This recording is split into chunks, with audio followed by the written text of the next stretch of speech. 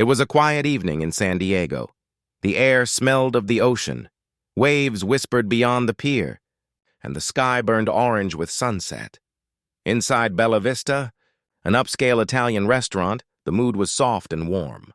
Glasses clinked. Laughter floated between tables. A violin played faintly from the corner. At table 7, a birthday was being celebrated. At table 9, a couple held hands under candlelight. Life felt normal, peaceful. Then, the door opened. The sound of a wheelchair rolling over the marble floor broke the rhythm. Heads turned. Staff Sergeant Jake Morrison entered, his service dog Rex walking faithfully beside him. Jake had served 3 tours overseas. In Afghanistan, an IED blast had taken both his legs, but not his pride. He had rebuilt his life from the ground up. Tonight, he wanted one simple thing: to enjoy a quiet dinner. Like anyone else, he had called ahead, made a reservation under his name, even double-checked that service dogs were allowed. The hostess smiled nervously as she guided him to a corner table. Jake adjusted his chair. Rex curled up beside him, calm and disciplined. The smell of garlic bread and marinara sauce filled the air. Jake closed his eyes for a second, breathing it in. For a moment, he felt normal again. Then a voice cut through the calm. "Excuse me?" "Sir." Jake looked up. A man in a crisp black suit stood above him. The restaurant manager, Vincent Caruso. Caruso's tone was polite, but cold. "Sir, we don't allow pets in the dining area." Jake blinked, unsure he'd heard correctly. "He's not a pet," Jake said. "He's a service dog." Caruso frowned. "Sorry, sir. Policy is policy. You'll have to leave the dog outside." The words hit Jake like a punch. He felt heat rise behind his eyes. "Sir," he said quietly, "this dog, he helps me live." Caruso folded his arms. "I understand, but this is a fine dining establishment. Other guests may be uncomfortable." The restaurant grew still. Music seemed to fade into the background. All around, forks hovered in midair. Jake glanced around the room. People stared, some curious, some embarrassed. He took a deep breath. I called ahead. "Your staff said it was fine." Caruso shook his head. "I can't have animals inside. Please don't make a scene." Jake's heart sank. The humiliation was worse than any pain he'd felt in combat. He gripped his chair, fighting to keep his voice steady. "I served this country so people could live freely. All I wanted tonight was dinner with my friend here." Caruso's jaw tightened. "Sir, I'm asking you to leave." And then, a different sound broke the silence, the scrape of chairs. 4 men stood up from a nearby table. Their presence was immediate, powerful. You could tell instantly who they were. Navy SEALs. Broad-shouldered, calm, eyes sharp and focused. The tallest one stepped forward. "Is there a problem here?" he asked. Caruso looked annoyed. "This doesn't concern you." "Gentlemen," the SEAL's voice was calm but firm.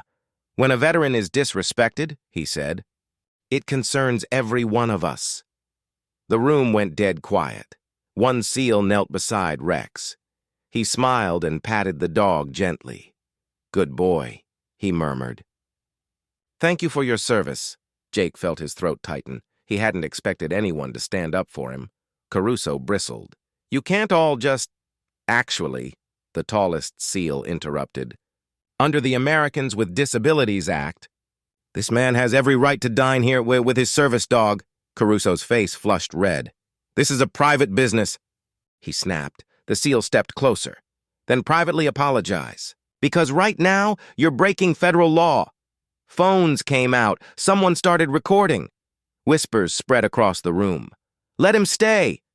"That's a service dog." Another SEAL crossed his arms. "Apologize, or explain yourself to the police and the internet." Caruso froze, realizing the room was no longer on his side.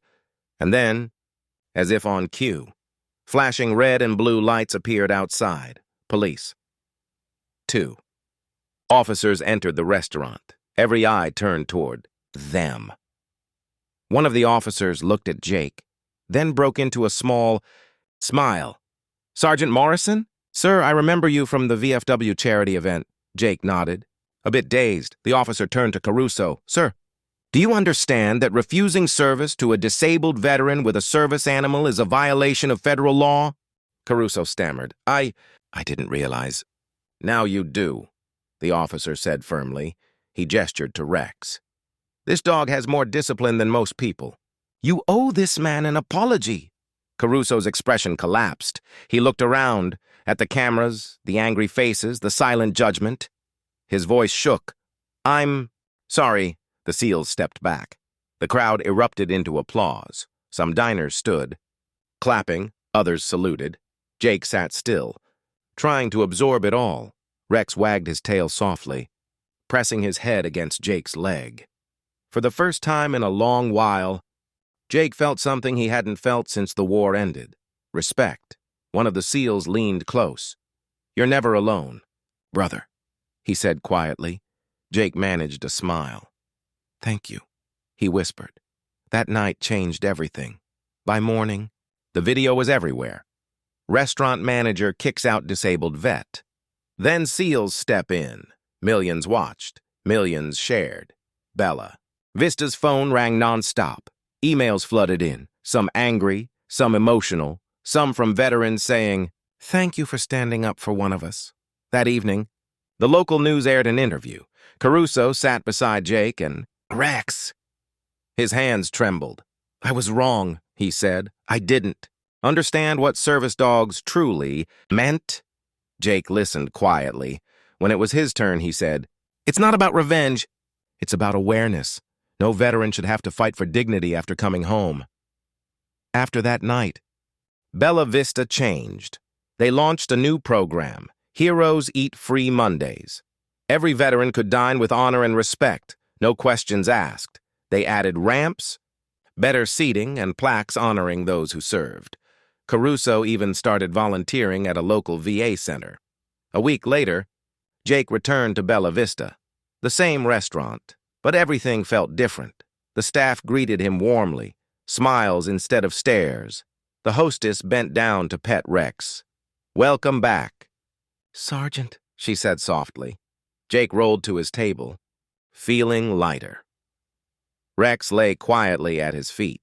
The waiter placed a bowl of water beside the dog before Jake even asked. As he lifted his fork, he heard a familiar voice. Mind if we join you? He turned. The 4 SEALs were standing there, grinning. Jake laughed. Only if you're paying. They all laughed, sitting down around him. The air filled with warmth, stories, and brotherhood. No ranks. No medals, just men who understood sacrifice. Halfway through dinner, the violinist began to play again. The melody was gentle. America, the beautiful. The restaurant grew quiet. Some people stood, hand over heart. Jake looked around the room. A place that had once humiliated him now honored him. And that, he thought, is what real change looks like. Later that night, as he left, the SEALs walked him to his car. Rex trotted beside him, tail swaying. Jake stopped at the door and turned back. Through the glass, he could see families laughing, veterans dining, and a small plaque near the entrance that read, All who served are welcome here. He smiled. Guess we did some good tonight, huh, Rex? The dog barked softly, as if agreeing. They drove home under a sky full of stars. Jake rolled down the window. The ocean breeze brushed his face. He thought of the men he'd served with, the ones who never made it back, and for a moment, he whispered into the wind, This one's for you, brothers. When he reached home, Rex jumped onto his lap, tail wagging. Jake patted his head. You and me, partner, he said. Always. That night reminded everyone watching. Heroes don't always wear uniforms. Sometimes, heroism means speaking up when others stay silent. Jake didn't just win his right to eat in peace. He reminded a nation what respect truly means to every veteran, every service dog, and every person who stands for justice. This story is for you, because standing up always starts with one person.